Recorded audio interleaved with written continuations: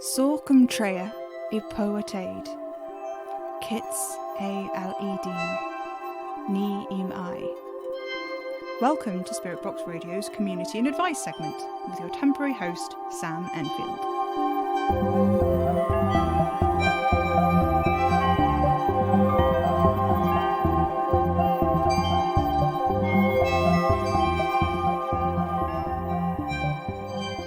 Yes, faithful listeners, it's still me standing in for Madame Marie. There have been no new updates as to her whereabouts, although something very strange did happen this morning.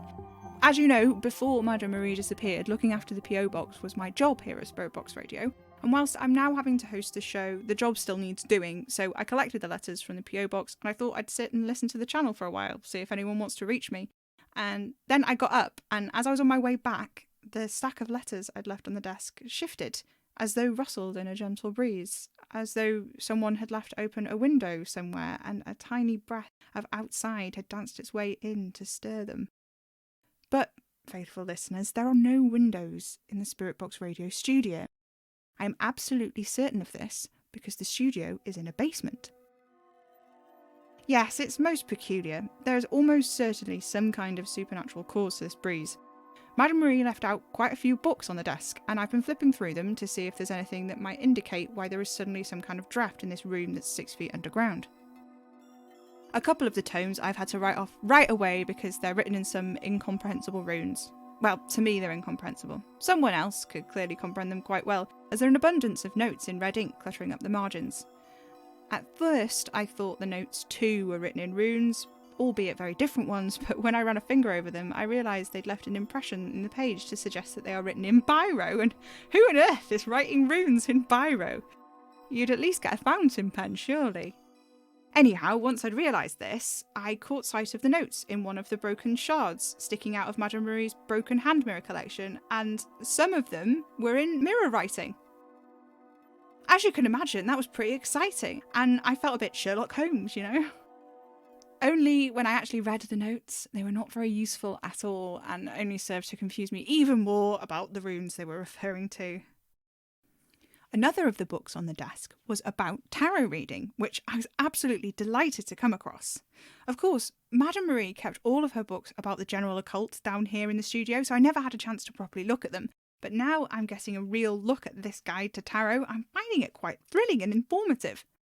Someone actually wrote into the show last week asking for a tarot reading, but of course, having no real spiritual gift and having yet to study the wonders contained in the book before me, I didn't even bring it up. I just put it into the growing pile of requests for Madame Marie to attend to upon her return from wherever she's gone to. However, with this trusty guide, I think I'm going to give it a go. The reading request comes from Miriam in Bedfordshire, who would like to consult the deck on whether or not she ought to apply for a new position at work. An opportunity to put herself forward for a promotion has come up, but she's not sure if she should take it. Well, Miriam, I'm not sure how reliable this will be, what with this being my first ever reading for someone else, but how exciting, live on air, on my favourite radio show, where I'm now the host. Okay, so just like the book said, I've been getting to know the deck. I've been sleeping with it next to me in bed, tucking it in. I even made it a cup of coffee this morning. I know it's a bit soon to say, but I think we do get on. Something of a relief, really, as it's the only deck I've been able to find, and apparently it's bad luck to buy them for yourself, according to this book. Anyway, so here we go. I'll cut the deck with my left hand and pull the card on top, which is death. Death. Now, what does that mean? Let's have a look. Oh dear. Was it upright or reversed? I was holding it sort of sideways. Goodness, this is complicated. Well, that means it's either going to be resistance to change or embracing it. So, I should probably do that again. I'll shuffle the deck. And okay, here we go. Cut the deck with my left hand and hold the card on top in a normal way, Sam, you foolish boy. And death again, upside down, which I think means go for it. The promotion, I mean. I don't know. I can't really. Just let me have another look at the book. Okay. I need to try to feel more about the question, apparently. I'll shuffle the cards again, and ask it out loud. Should Miriam from Bedfordshire put herself forwards for that promotion? And I've drawn the death. This is a lot harder than I thought. Anyway, Miriam, I think you should go for it. Your handwriting is very beautiful, but there's something about it which gives me the strong impression that you're holding back and could definitely do with a little bit more belief in yourself. What's the worst that could happen, after all? You keep getting death, and that's apparently a good sign. Anyway, whilst that didn't go exactly brilliantly, I think it was good for a first try. Maybe I'll learn a little more once I get past chapter 1. Madame Marie had not deigned to provide me with an augury forecast for the coming week, so I suppose, as we've already started doing so by addressing Miriam's tarot reading, we ought to move on to the letters. Back when I was just the P.O. Box boy, which I'll be more than happy to go back to when Madame Marie comes back, of course, I used to love sorting through all of your letters into the studio. Sometimes I would sit and read them start to finish in order to properly sort them, but of course sometimes when I picked them up I could tell right away which pile they needed to go into. It's just common sense, isn't it? Anyway, it was a real pleasure sorting through all of the physical letters, but unfortunately the only thing we received in our P.O. box this week was a scrap of cloth with a stiff brown stain on it. And a stamp and a proper address, of course, else it would have never got to us, but that doesn't make for a very entertaining reading. We have, however, received numerous emails. I don't know too much about technology. I'm only muddling my way through presenting this show by virtue of all of Madame Marie's notes, so I'm not actually sure how the sorting feature on Madame Marie's laptop actually works. But what I can conclusively tell you is that a good deal of the emails she gets don't have a sender attached to them, so there must be some kind of filter. I've tried looking for where that setting would be, but when it comes to computers, I don't really know what I'm doing. Well, I don't know what I'm doing with most things, really. Anyhow, I thought it would be exciting if I picked out an email which did have a sender attached. This one was sent in by Mr. Colin Donald Rowlands, to be precise. Here's what Colin had to say. I've been using the library in my hometown Rill since I was a kid. It's quite big as local libraries go, especially nowadays, but a part of the reason the council keep paying to keep it open is because over the years the building has become somewhat multi-use. There's a little cafe that sells the usual greasy spoon fare, you know, fry-ups, cups of tea so strong your spoon stays standing up when you stop stirring. Real good, hearty food. Upstairs there's a little museum. As museums go, it's a bit of a poor show. One room of local items in glass-fronted cabinets, like a very well-organised attic, more than a curated collection. Still, it's better than nothing, and in a town like Rill, it's hard to muster a real sense of community spirit. Rill is a seaside town which really made a name for itself with the emerging middle class of Victorian holidaygoers. They take newly minted trains down the coast to get some fresh air away from the city. The train station is still very grand, although a little rough and rusty around the edges, and walking down the promenade on the seafront you can see the ghosts of this more illustrious past in the facades of the large terraces that overlook the sea. It's pretty desolate these days. It has a reputation for violence and drugs, and speaking from my experience on the few nights on the town I've had, it's earned them. As well as the museum and the cafe, the council runs a few essential services out of the library, helping people with their council tax and housing benefits, that sort of thing. This change is actually pretty recent, and to be honest, I wasn't really sure about it at first.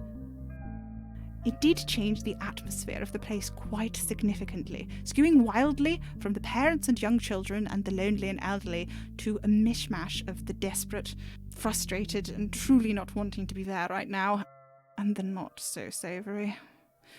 You may be thinking me judgmental, but I myself collect unemployment payments and would not dream to cast aspersions upon others who do the same.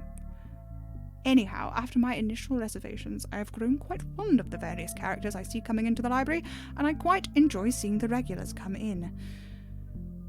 There are a few who need help processing paperwork, and those who pay cash in hand for their council flats. There's the old guard who come in for the books and nothing else, and then there are the troublemakers. Not that I derive any particular pleasure from overhearing verbal abuse, but I have come to recognise and anticipate which of these characters will show up on what particular days, and why they may be kicking off this time. There is one guy in particular in his early 40s with a tattoo on his neck that reads Sonia in vaguely gothic lettering. He has a sort of Cockney accent, even though I have it on good authority. He was not born far from the library itself, and has most likely never even visited London, so I can only assume that the accent is affected from watching a lifetime's worth of EastEnders. He seems to have modelled himself on the once mainstay Walford Square villain Bill Mitchell, wearing exclusively ill-fitting jeans and shell suits. He carries with him a packet of rolling tobacco and a small bottle of liquor wherever he goes. The smell of stale smoke and alcohol doesn't leave the library until a few minutes after he has. I've grown quite used to his ways and rhythms, sort of like an odd calendar, to such an extent that I could reliably say what day of the week and month it is by which person in particular is yelling at the library staff. As such, the staff have a relatively high turnover, and every few months there's someone new on the front desk. A couple of months ago, this very elderly woman was sitting behind the desk when I came into the library. When I say very elderly, I mean it. At first, I was sure she'd mistakenly thought the chairs behind the desk were available seating and had sat there by mistake. But when I asked her, she simply smiled an incredibly wrinkled smile and told me that she was the new librarian. I was very pleased about this. Rill Library has not had a proper librarian in a very long time, with all the cutbacks and the amount of council work that the staff have to do. I thought maybe with a proper librarian we might actually start getting some new books. That didn't happen. At least, not exactly. The libraries, as I'm sure you're aware, have quite high standards for the volumes they keep on their shelves, but after the new librarian started, I noticed some of the standards were slipping a bit. I'd see books with tattered covers on full display, others where the spine had totally split, shoved haphazardly together, not even sellotaped. And over the weeks and months I began to notice a smell. A sweet, sour sort of smell, like rotting groceries, which would come and go as I perused the shelves. I wondered at it at first. Perhaps the old librarian had gone senile. I never said anything, of course, in part because of the other thing I'd noticed since the old librarian started on the front desk. The rowdy clientele was becoming significantly less rowdy. Or rather, the troublemakers I'd come to measure my days by were no longer coming in at all. Over the next few weeks, I noticed something else rather odd. Sometimes one of the rowdier clients would approach the front desk and speak to the librarian, who she told to go and wait for her upstairs in the reading room. This perplexed me. For all of Rill Library's many facilities, it most certainly does not have a reading room. Still, all of the people who she told to go to the reading room would nod solemnly and trail their way up to the library's second floor. After a little while, the librarian would follow them, and would not return for the rest of the time that I spent in the library that day. The second floor of Rill Library does not have many books. There is a wall of reference texts, a cluster of computers, and a microfiche. There's a little archway which leads to the museum, and 2 red doors, neither of which are very big.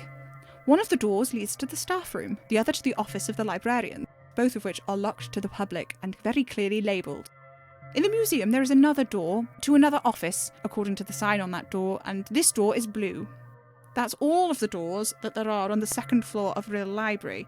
Certainly nothing even remotely resembling a reading room.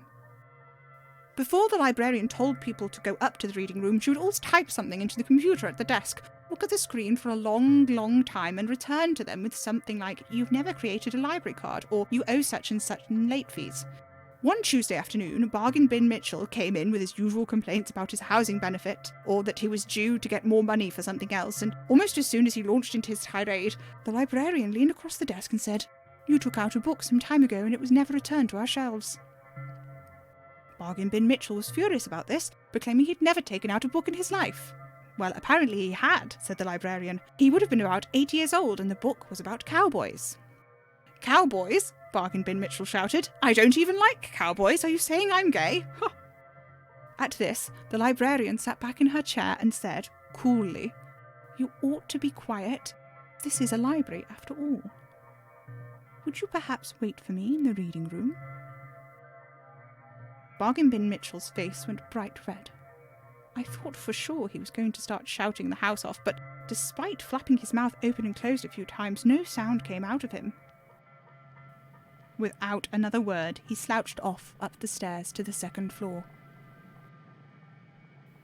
I don't really know what compelled me to do it. I was curious, I suppose, and hoping to overhear whatever the librarian said to these troublemakers to get them to shut up and go away. I followed Bargain Bin Mitchell up the stairs, holding my breath, of course, keeping a few paces behind him. He veered to the right, into the museum. As I got to the top of the stairs, I heard a heavy thud, a large door slamming shut. I dawdled for a while by the microfiche, twiddling my thumbs, and I followed him into the museum. Everything was in its right place, except for Bargain Bin Mitchell, who was nowhere to be seen, and also, between the glass box of the old newspaper cuttings and the one of the old tatty train tickets, there was a large red door. It seemed to be made of a very heavy, hard wood, painted red some time ago.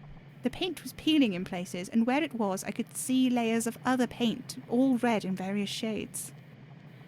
Every other door in the library is made out of heavy-duty MDF, and the building is fairly new. None of the doors are made of hard wood. Certainly not like this one, anyway. At eye level, the door was labelled just like all the other doors, except not with a little plastic board with the council's logo in the corner, but tarnished brass. It said, simply, Reading Room. Let me tell you, I have been to this library every day of my life, and this door was definitely not in the museum prior. And as I was standing there staring at it, the old librarian bustled past me and pushed the door open, dragging a mop and bucket in behind herself. Inside the reading room appeared much darker than the rest of the library, and I couldn't see much beyond the door. I braced myself for it, and as the door swung shut again, I allowed myself to release the breath that I'd been holding, and that's when I caught it. The smell. This horrid, sweet, sour rot I'd been smelling off and on in the library for weeks. And yet, somehow, it was different, changed. So thick and warm, it was overwhelming, and I thought for a moment I was going to be sick. I stared at the closed door. The paint, as well as cracked and peeling in places, was also strangely bulbous, as though swollen, as though threatening to burst. I don't know why, but my hand was reaching out to the large door handle, my eyes fixed on the brass sign, the words Reading Room etched deliberately into the metal. I gripped the handle and pressed down, and I felt the door beginning to swing in, the smell impossibly strong but different, as the air from inside the reading room rushed out to meet me, and I caught it then, that subtle difference I'd noticed before. Stale cigarette smoke, and weeks of grime and body odour, and beneath it all, like a new bass note in a horrible perfume, the unmistakable stink of meat. I stood there for a little while, but I couldn't hear anything else from the other side of the door. And it was getting quite late into the morning, and I was starting to get peckish, so after half an hour or so I left. Does this sound like any sort of ghostly encounters you've had before? Regards, Colin Donald Rowlands. Well, Colin, that's certainly a very interesting story, but my personal experiences with ghosts are actually rather limited, as I imagine are most people's. Of course, though it's not been addressed, I assume this email was intended for Madame Marie, who no doubt has a lot more of a way with these sorts of things than me, just a lowly P.O. box boy. I have had several unfortunate encounters with very strange doors, but I don't know if any of them would really be relevant, and goodness, we've been talking about this for a really long time now, and I should probably think about closing this advice and community segment. As always, please talk to each other on the forums and send your queries into us at Spirit Box Radio if you'd like to get in touch. Of course, by us at the moment, what I really mean is me, and as I keep saying, my experience is really limited. But when Madame Marie is back, I am completely certain she will be back soon. Maybe she can do some kind of extended edition of the advice and community segment where she addresses all of these letters and inquiries that I've probably botched. I'm sure it won't be long before she's back. I'm certain of it. Well, for now, anyway, I've been Sam Anfield. This is Spirit Box Radio. Thank you and good night.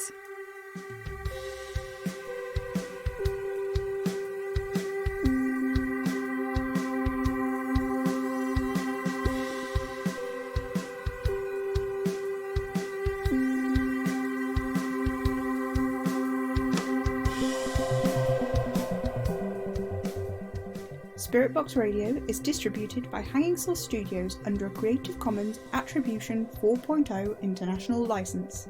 The show was created, directed and produced by me, Ada Major, the voice of Sam Enfield. Music is by Maybe Wednesday. Find out more about us at hangingsoulstudios.wordpress.com, where you'll also find transcripts of all of our episodes. You can support the show at patreon.com/Hanging Soul Studios. Spirit Box Radio is recorded in front of a dead studio audience.